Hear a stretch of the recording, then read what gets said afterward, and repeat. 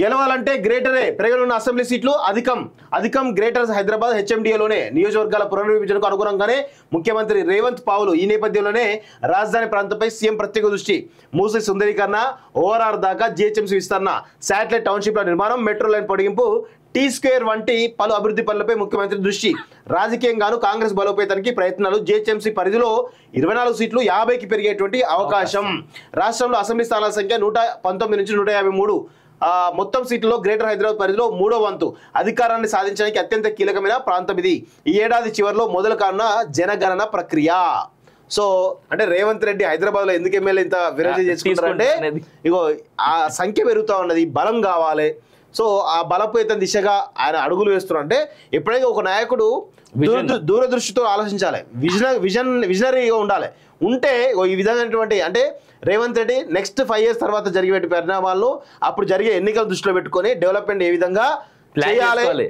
ఏ విధంగా క్యాడర్ నిర్మించుకోవాలి ఏ విధంగా అంటే ఇటు 2 రకాల పార్టీని సమన్వయం చేసుకోవడం ప్రభుత్వాన్ని గాడిలో పెట్టుకుంటూ అభివృద్ధిని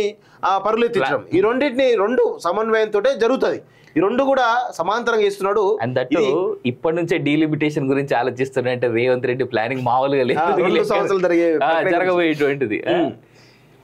రాష్ట్రంలో త్వరలో జరుగుతున్న నియోజకవర్గాల పునర్విభజనను దృష్టిలో పెట్టుకొని ముఖ్యమంత్రి రేవంత్ రెడ్డి జాగ్రత్తగా అడుగులు వేస్తున్నారు